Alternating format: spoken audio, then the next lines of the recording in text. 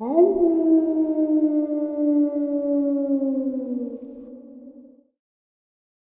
salutations, everyone. I hope everyone is doing well today. Today I have a subscriber interview, one that will honestly leaving you questioning everything we thought we knew about our government, Dogman, and, well, everything else. Before we get into it, a couple links. As you know, I rely on Patreon, PayPal, and my merch to help the channel to continue to grow and go. The links to Patreon and PayPal are in the description below. My merch is displayed directly under the video. Also, Dogman, Frightening Encounters, Volume 1 through 3. The audiobook versions. They were written and researched by Tom Lyons, narrated and produced by me, Jeffrey Nadolny. Those audiobooks are available on Audible, Amazon, and iTunes, the links to which are also in the description as well. And finally, last but definitely not least, if you'd really like to help support this channel to continue to grow and go, simply subscribe, click the like button, please leave a comment. It really does help, and it definitely matters. Now, everyone, I have taken far too much of your time. Let's get on with tonight's upload, shall we? All right, everybody. Today I have a subscriber with us. He emailed me a couple of days ago, and I shared his encounter in Ohio. Him and his brother were hunting, and they took one down. I have Randy with us today, and he is going to share the encounter with us that day, and he's going to try to remember everything about that day because it was a while ago. So, Randy, how are you? I'm fine. How are you? I'm doing well. Thank you for coming on, and thank you for taking some time out of your day to share this with us. I appreciate it. That's fine. Like I said, I don't mind doing this at all. All right. So, pretty much everybody that I read in the comment section was excited to hear about this in your words because most encounters, they're just a sighting, you know. I mean, you and your brother you took one down, DNR came out, so if you don't mind, I'd love it if you could just go from, day one of hunting season that year. Okay. Basically, it started out like all of our hunting days.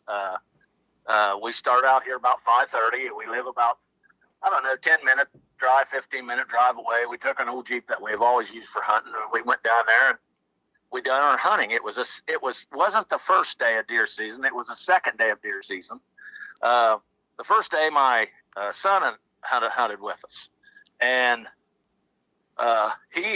when after the first day that evening, he'd come in and he said, he got in the old Jeep with us, and he said, "Did you guys notice how quiet the woods was all day today?"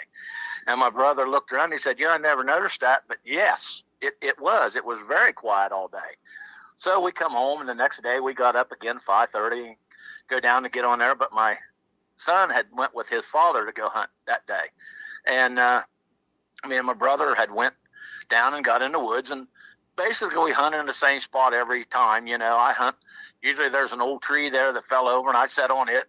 He sits about 50 or 60 yards away from me, and he sets on this old tree stump that we'd cut this tree down years ago.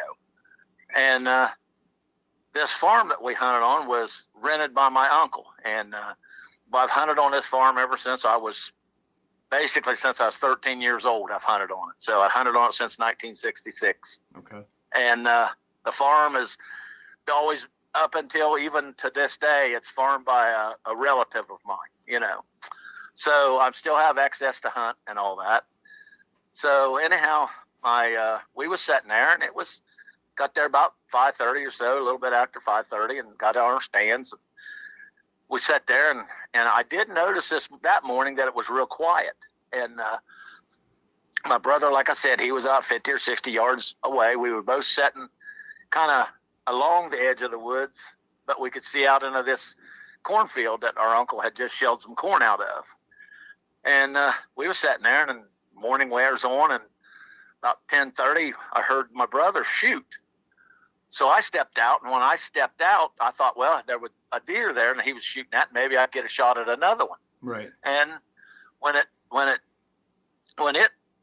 got stepped out, I realized that it wasn't any deer. It looked like a big German Shepherd dog running on its hind legs towards my brother, and he was shooting at it. And he had a 358 Winchester, which is a very high-powered rifle, and I had a 308 rifle. And we weren't supposed to be hunting with them. We were kind of illegal for the second day, but that's whole nother story, I guess. But anyhow, he'd shot it. He's shooting at it, and I shot at it. And when I shot, I seen blood fly out of its right shoulder. And like I said, the second shot I put in this rifle, I hit it in the head. And when I hit it in the head, it made a slashing mark at my brother with its right paw. And it actually sliced his shoulder, and I didn't know it till later on, but his chest. So I run down there to where he's at, and this thing is dead. I mean, it's dead after being shot in the head. There's not even any movement on it. Right. So anyhow, I run down there, and I said, Rick and I are both saying, what the heck is this thing, And I said, I don't know what it is. But I got him up there and got him back there, and I drove up. I run up, got the Jeep, come down, got him. We took it, went up to my uncle's house, and my uncle's wife called it in as a animal attack, a wild animal attack. And we sat there. Well, when the ambulance come, the two sheriffs came, and two ODNR guys. I knew there was another ODNR guy that I knew from high school days, and he was there, and he heard the call. He was hunting a couple farms away, and he came down because he knew that where we was at hunting. So he came down. So they're loading my brother up in the ambulance, and he's telling them, they're asking him questions, and I'm telling them what's going on. And they said, of course, they don't believe nothing I'm telling them. Nobody believed us. And I said, well, we'll show you. Come on. So my friend got in, and the ODNR guy that was my friend got in the Jeep with me. One of the sheriffs and one of the ODNR guys got in. And I never thought about it until the time, because they left. One of the sheriffs and one of the ODNI guard brought a pickup, and they come in two different pickups. The ODNR guys and the sheriffs come in two different cars. But I never thought about it till later on. But they asked me all these questions all the way down to where it was at. And what they were doing is questioning to see if my answers were the same every time. I think is what they were trying to figure out, And they never asked me one thing about the guns we used. They didn't even mention them, because we took the guns in and put them in our uncle's house, kind of hid them away, because we weren't supposed to be hunting with them. Right. Yeah. So, anyways, I took them down. I got out there, and only thing these guys could say is, what the hell are that? And I said, I don't know. They said, well, it looks like a big German Shepherd dog. I said, I've never seen a German Shepherd dog run 100 yards on its back legs. Yeah, absolutely. And this guy said, well, it was on its back legs. I said, yeah. And we all looked at it. We was looking it over, and like I said, it had claws that was like 3 or 4 inches long. I mean, it had paws or hands that looked like a raccoon, but they were huge. I mean, they were like twice as big as my hand, as a human's hand. And they were his back legs or his back feet looked like a raccoon's, only had ginormous claws on them too. And the feet were huge. They were probably 15 inches long at least. Wow. And the body itself was coal black, except its stomach. It had white on its stomach, down its chest. And, of course, they looked it all over, and my brother had hit it 4 times in the chest. And I'd hit it once in the shoulder, and like I said, and then in the head. And the headshot's what put it down. But, it had four shots right through the chest, right where its heart and lungs should have been, that it should have stopped it, but it didn't. And they talked there a while, and they brought more guys in, and the guy that was my friend from the ODNR, he was snapping pictures, and they were snapping pictures, and the sheriff snapping pictures. Anyways, I tell my friend, I said, you think you could get me some pictures of that? He said, oh, yeah, I'll definitely get you some pictures. Now, when they were looking at it, did they move it at all? Did they, roll it over to look at the backside of it? Or did they just, okay. It had a tail that was about 2.5 or 3 foot long that was kind of bushy. Okay. Stupid question. Was the genitals Were they noticeable, like a Oh dog yeah, or like a it human? looked like a male dog. I mean, Okay. it looked like a big male dog. Only the genitals, the I guess the sack on it was huge. It was looked like I'd say it looked more like a tennis ball size or bigger. Right. Maybe grapefruit. It's genital part of it. Right. Now the other part, it looked just like a male dog. Okay. That was you couldn't see anything different about it. Right. But Okay. the bullets had went in this thing and it hadn't come out of it. It didn't go out. The only bullet that went in it that went out of it was the one where I shot it in the head, and it went just to the, I guess, the backside, towards the backside of his skull, right by his eye, and then just it must have lodged in the other side. Went through it because it took his eye out. It took its eye out. Yeah. It didn't blow its head off. You could see its head plain as day, and it had like teeth that were like 3 inches long. Its canine teeth were like 3 or 4 inches long. They were huge, and that's something they was taking a lot of pictures of it that way, and they took pictures of the skull, its face, its legs, its limbs. The one guy was taking individual pictures of everything, its whole body, not just one body picture, Right. Now, And, did it make any noise when you guys were shooting at it? I didn't hear any. My brother said that well, let me tell you the story of that part of it here in just a minute after I get this other part done. Okay, sorry. But and that's all right. And like I said, these guys were talking, and by the time they're messing around, it's getting like 4 or 5 o'clock in the evening. They've messed around there, and there's more game wardens coming. I mean, more. They just keep coming in. So finally, they decided they've got 2 pickup trucks there, but they're not going to take and load it in the back of the pickup, take it away. They're going to wait and take it away tomorrow. Which I had no idea why they did that. I would have took it that day because I told them, I said, we can lay that thing across the hood of my Jeep and I'll drive it up out of here. No, they didn't want to do that. They wanted it there. So they didn't take it.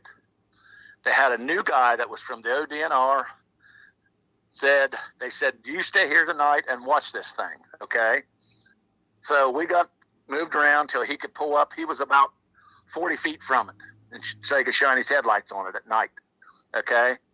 And we all got in the vehicle and come home. Okay. Well, my brother wanted to, when he got out of the hospital, he wanted to go down and look at it. I said, let's wait and we'll go down and look, because by then when he gets out of the hospital, it's 11 o'clock at night. Right. When he gets everything done. And he wanted to go look at it, and I said, let's wait till we go down in the morning early and look at it. We'll take a camera with us so we can take some pictures of it. So me and him was talking, and he said, I don't understand out there at this damn hospital. He said, I tried to explain to them that this was an animal attack, and they kept saying, well, it was a dog bite. He said, hell, ain't no dog bite. He said, that's a cut for something like a werewolf. He told these guys. He said, as soon as he said that, he said the doctor's ears perked up, and he said everybody. He said that finally a sheriff and an ODNR guy come in there and questioned him. He kept sitting. They said, well, what kind of dog was this? Rick, my brother, says, it's not a dog. He said it was a werewolf. He said, I seen it. It's a werewolf. I shot it. And the guy said, oh, well, okay. What kind of dog? Kept saying, what kind of dog was it? Brother kept saying, it's not a dog. It was a werewolf. And they kept saying the dog bite. I said, well, this is a scratch. Anybody can look at it, tell it was a scratch. It wasn't a bite. Yeah. So he said the worst part of this whole thing was when they was cleaning it. He said they had to look like a wire brush in them. Every one of them, he had 4 big long scratches on him and a little tiny one, like a thumb scratch, I guess is what you would call it, 1 and 2. And he said they just kept calling it a dog bite. So he was pretty aggravated at him when we got out there. And he said the funny part was, he said he was sitting in one of them emergency rooms, and they kept saying, well, that crazy guy just come in over there, that crazy guy. And my brother didn't realize, but they're talking about him. So, and he, thinking, what crazy guy? I hope they don't let this crazy guy come over where I'm at. And it was him they was talking about a werewolf, So anyhow, I got my brother home, and I asked him some questions, and he was telling me that, he said, well, I watched these things. This is my brother's version. He said, I watched these things come across that cornfield, and he said, they just kind of loped along. And he said, but I noticed that they walked funny. He said, they were on their front legs, their four legs. There was three of them. And he said, they walked real funny. He said, they were just kind of loping around. He said, they'd run a little bit, sniff around on the ground, run a little bit, sniff. And when he said they come up there closer to where he's at, and said he had his head down. And he's just kind of looking underneath of his hat at them, to see what they were doing.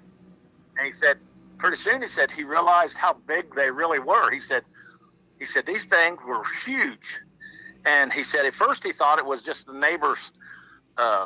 We were on the east side of this field, and said the neighbor a couple fields to the west of us had German Shepherds and Doberman Pinscher dogs. And he thought that's what they were. And he said, but they got there about 100, 125 yards from him. He said the biggest one kind of looked at him, and he said it growled or made a noise, sound like a growl to him, he said.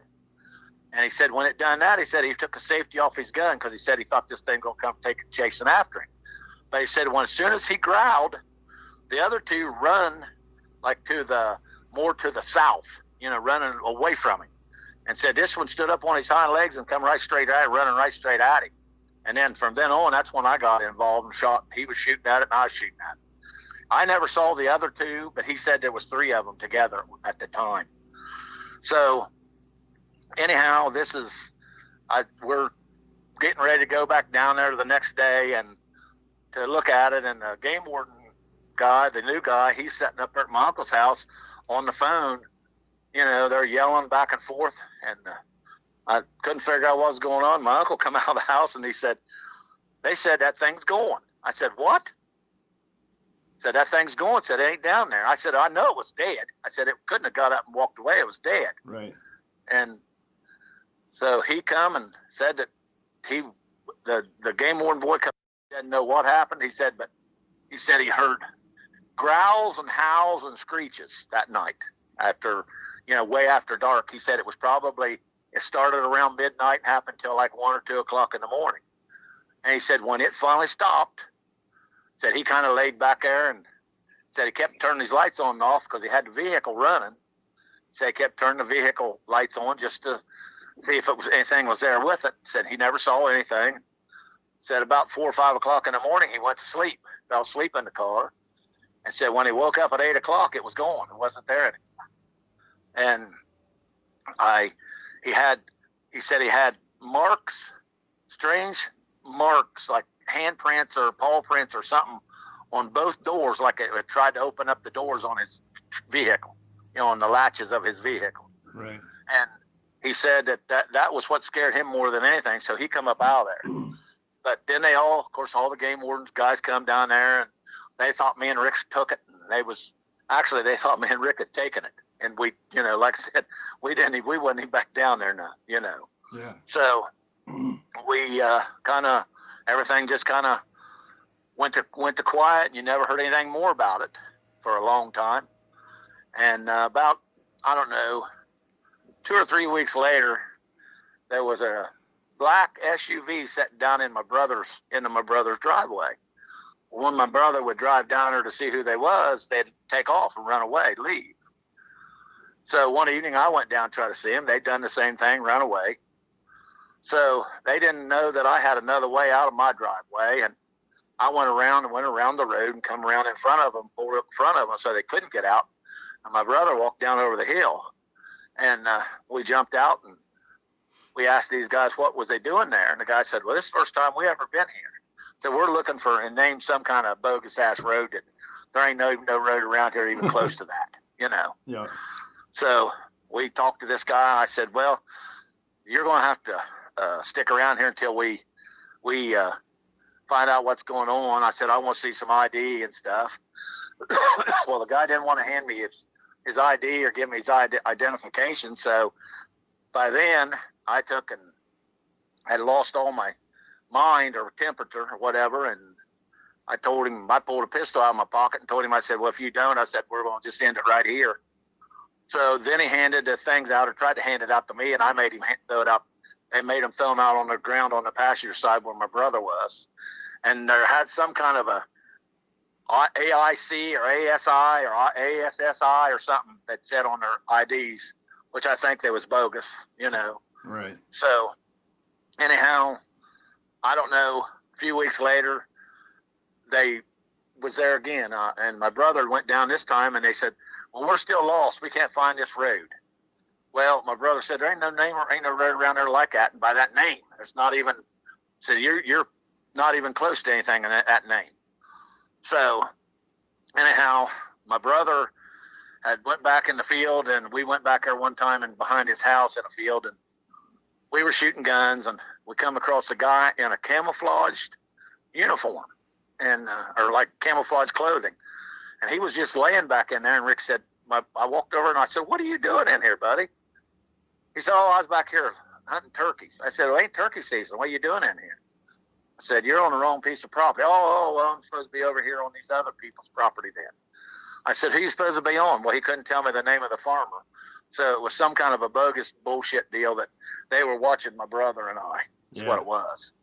So, wow. And it may have been such a thing that they were there trying to protect us. I don't know. You know, maybe these things, they know that these things would try to smell us or trail us home or whatever, you know. Yeah.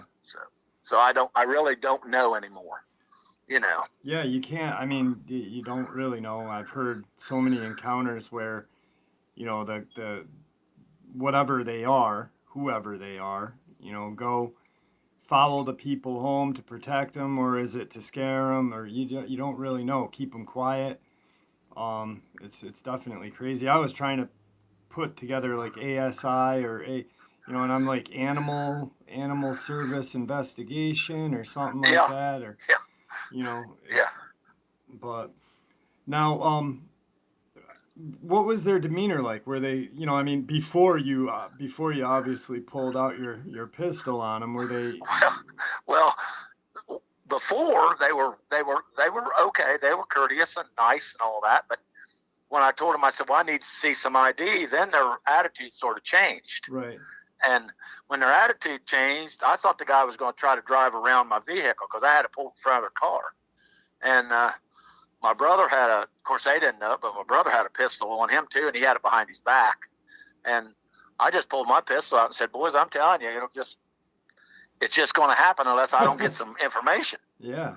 So they was going to hand me the card to me, but I know not to take nothing from somebody's hand. You know, I'm smart enough to know that one of them guys could grab you or something like that, you know, and done a whole world of hurt to you. So I told them to throw it out on the passenger side. So I made them throw both of them out.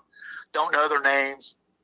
John Jameson was one of them, I think. But it's been so long ago, I can't really remember. Right. So, but I think that was the one of them that was on the thing. And like I said, after I pulled the gun out on them, the whole demeanor changed. They was real kind and courteous again.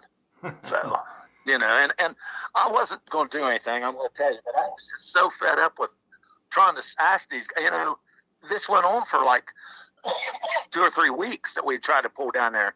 And then the guy would say, well, this is the first time I ever been here. Well, there's bullshit. I know better because I could tell by looking at the vehicle. You know, it was the same vehicle. Right. You know. Right. And then to come back again and this and that. I mean, yeah. It's definitely... and I like to say, I don't know. I mean, I don't know if they was there for trying to protect us, thinking that these things would come looking for us. And as of to this day, I've never seen another one, and I haven't ever heard noise that, oh, I hear coyotes around here. But ain't nothing. I mean, what my brother said that this thing made a noise, you know, so. Right. And I don't know, you know. No. But my brother said this thing, when it run at him, when it stood up once. Have you ever seen how a Tyrannosaurus Rex leans forward with its arms and runs? Yeah, kind of hunched over a little bit. Yeah, that's how this thing ran at my brother. Yeah. Wow. And like I said, I never, you know, I don't know any kind of animal that can run on its hind legs 100 yards. Yeah. Now, yeah. I mean, I've seen dogs walk around on their back legs, but not no 100 yards run. Yeah, I mean, you know, because this thing was running full bore. Yeah, yeah. So it's kind of funny. And when this thing, what were you going to say? also, sorry?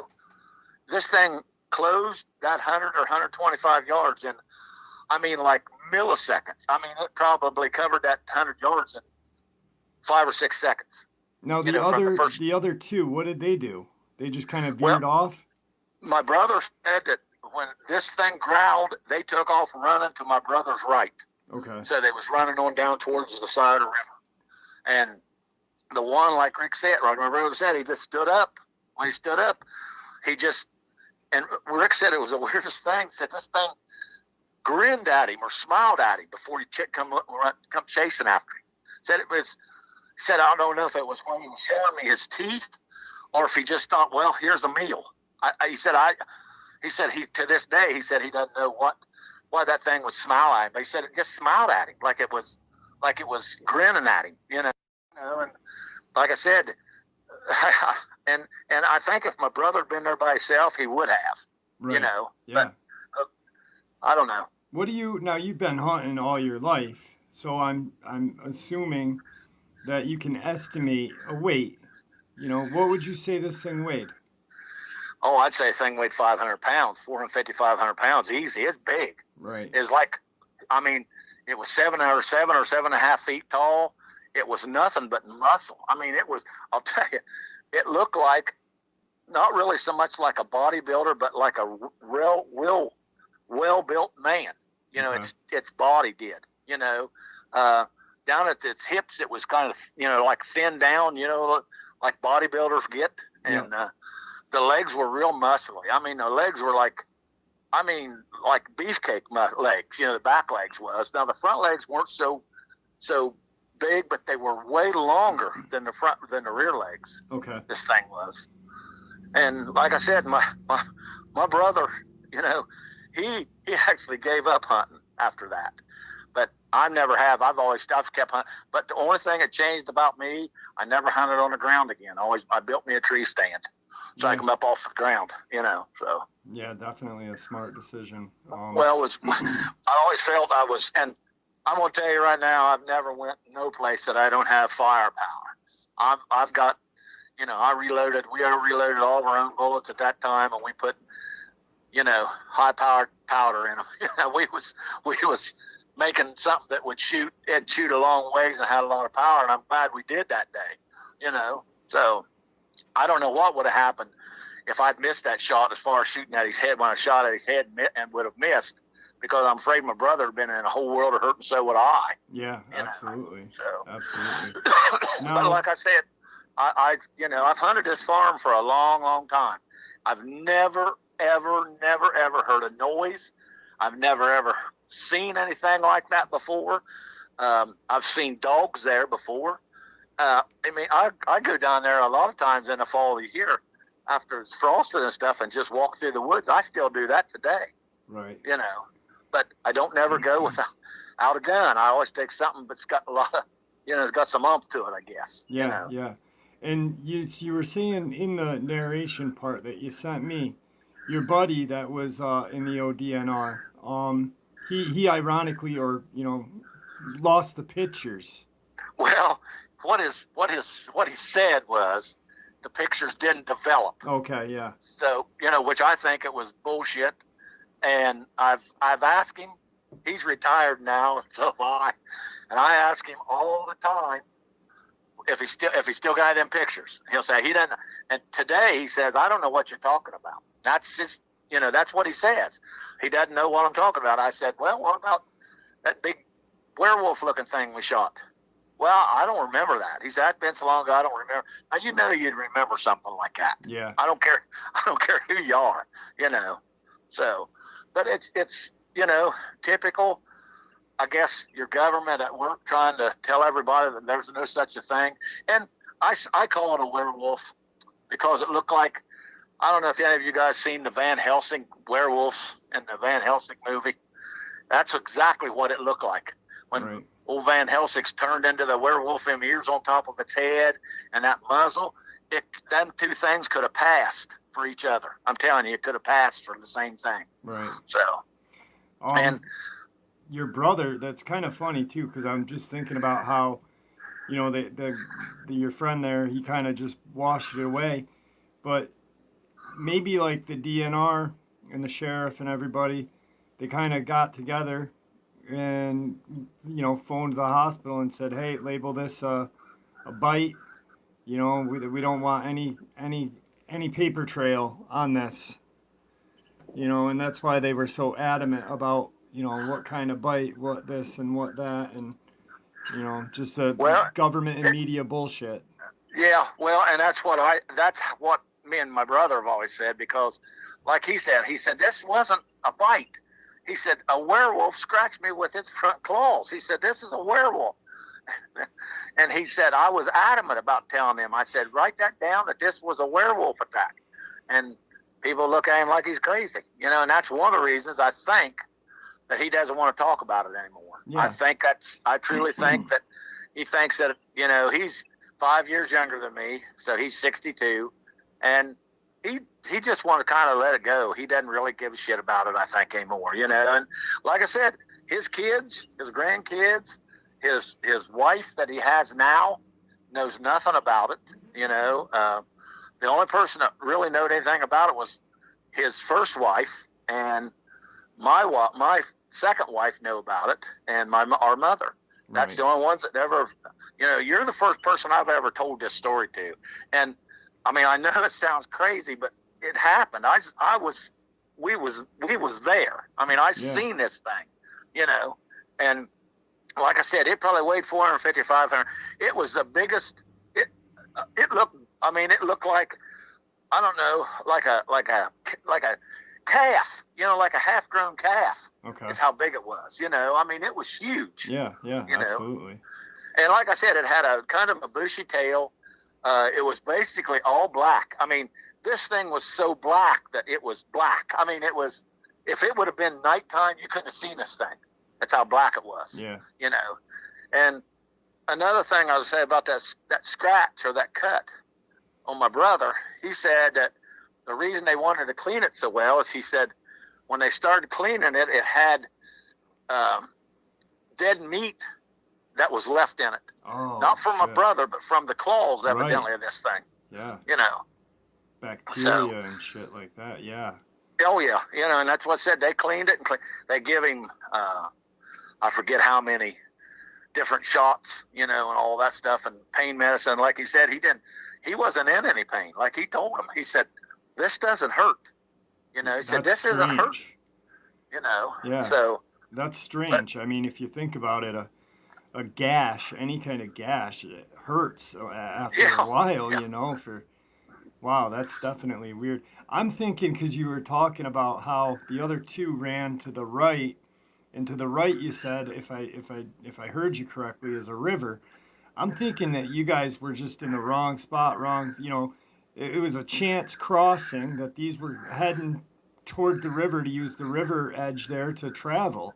And, just a random thing, and this guy saw you and probably said, shit, we're they're gonna shoot at us, so hey, I'll be the one that takes it, Well, and I've always thought too, that's what me and my brother talked about, that it was something that was just moving through the area. Yeah. They weren't, and it was just happenstance that we was there on the day that gun season was for deer, and they just happened to be coming through there at the same time, and it was just luck of the draw, luck for him, and bad luck for my brother, Yeah. And like I said, my brother, you can't even hardly see the scar on his. You can't see the scar on his chest. You got to look so hard. It wasn't a real big cut on his chest, but it was cut. But the one on his shoulder, it was right at the top of his shoulder and arm. It looked to me like it was deep, but they didn't stitch it up or anything. So I like I said, I am not no doctor, medical person, so I don't know. Right. But they just kept making him. They give him some kind of can't think of what it's called now. They gave him some kind of a medicine to put on it, but he had to put peroxide on it every time that he changed the bandage, which he's supposed to change the bandage every 8 hours. And every time, my brother said, every time he poured peroxide on it, said it just foamed, or it looked like it was infected, Wow. Yeah. So that's crazy that it didn't hurt. I mean, that right there baffles me, because you think something like that would hurt. Well, you got to understand, my brother is one of the toughest people I've ever known in the whole entire. And I've known some tough guys, but I've seen my brother fight 3 or 4 guys before whip them all. So he's not no sissy. Right. He's not a sissy by any means. Right. But like I said, he's just tough. I mean, he's tough. And but like I said, I just, my thing is that, you know, I've asked that, like I said, my friend from the ODNR, he's all the time telling me he doesn't know what I'm talking about. Said there was never no pictures taken of that. I don't even know what you're talking about. There was never no pictures. There's never any pictures. So, like I said, typical guy that I guess, you know, he worked for the government, so he had to go what the government told him, I guess, you know. Yeah. So, and when he was doing this, he was higher up in the game warden. There's only 1 or 2 or 3 people ahead of him that was his boss. I mean, he was one of the bigger bosses at the time, you know. So, but like I said, there was probably 10 to 15 of them guys showed up down there through the day, you know, looking at it, taking pictures. Yeah. So, you know, so I know should have been pictures someplace. Yeah, there should be somewhere. Not all of them didn't develop, quote unquote. Oh yeah. That's what I thought too. Yeah. Well, and you know, I keep calling this thing a werewolf. You know, that's what it reminded me of. Yeah, you know, absolutely. Is a werewolf. Yeah. Now, I don't know. It could have been what they call a Dogman. I don't know. I mean, it was just my brother said that. You know, when I seen it, I didn't see it on all fours at all. All I seen it was up on its hind legs running towards my brother. Right. And I'm telling you, it was fast. I mean, it was really fast. You know, it's no wonder that people that's by themselves don't survive if they come up missing. I mean, you know, and the claws that this thing had, and I mean, it didn't. The claws didn't retract or anything. They were just like. I mean, they were, you know, if you have your hand and you put like a claw on the end of your finger, 5 or 6, that's what it looked like. It just looked like it was part of its hand growed, you know, the claw was growed out of its hand. But I assume it's like a fingernail or something like that, or the claws, but it looked like it was the hand and the claw were all very capable of working together, I guess. You know what I'm saying? Yeah. So, but like I said, the back feet had claws on them too. They were, I mean, and like I said, I'd say the foot was at least 15 inches long, you know, I mean, but now did that look like a human or more like a raccoon as well, kind of? Oh, the back foot looked more like a raccoon too. Okay. Or I thought it looked like a raccoon. Now, so the only thing did it have like a narrow length to it, or was it kind of like a rounded length? You know what I mean? Oh, it looked, well, it's actually its foot reminded you of a raccoon, other than after you got past where the claws are. Right. Then it looked more like a person's foot. So it had, it was digits just, and everything too. Oh yeah. Okay. Yeah. It was so. Mostly the thing that looked human about it was its body. You know, and it didn't have like big biceps or triceps or anything like that. It was basically just all huge. Now its legs, its thigh legs were huge. You know, the thighs part of this thing's legs were huge. And like I said, I looked at it, you know, they rolled it over and I looked at it. I looked at the thing and I mean, I grabbed a hold of its ears and looked at it. And when I pulled its head up, mouth opened up. You could see the teeth just plain as day. I mean, the teeth were kind of a yellowish color, you know. I couldn't tell what color eyes it had because, like I said, the one eye was going. And when I shot it, the other eye was just kind of, it was in it, but you couldn't really see what it was because I think it's the way the bullet went into its head, you know, went through its side of its eyes. Yeah. So, but I picked its ear, I got it by its ears, and the reason I going to tell you another thing, I picked it up by the ears, and my friend took a picture of me holding its head up. You know, having a hold of it. Yeah. And that's when I said, well, I want a couple pictures of that. Well, you know, I thought, well, I'll go down, me and Rick can go back down. Because like I said, it was 11 o'clock before he got out of the hospital. And he wanted to go down and look at it. And I wish we had, and I wish we had took some pictures of it then. But, you know, it's 11 o'clock at night. He's got to take pain medicine, and he's not in pain, but he's still supposed to be taking this stuff. I know I kick myself in the butt all the time for not going back down there with my own camera and taking pictures of this damn thing myself, because I knowed I would have had pictures of it, you know. So, yeah. But like I say, I think it was just a freak thing that it was there when we was. Yeah, I agree. You know? I agree. I think it was definitely just a random occurrence. Just you guys were at the spot and they were at the spot, and boom, it was something that happened. I'm wondering if the DNR, if they lied and sent another truck out while everyone was and put it on the truck and took off, or if the other two came back and took the body. Well, the DNR boy, he was panicking because it was going. Right.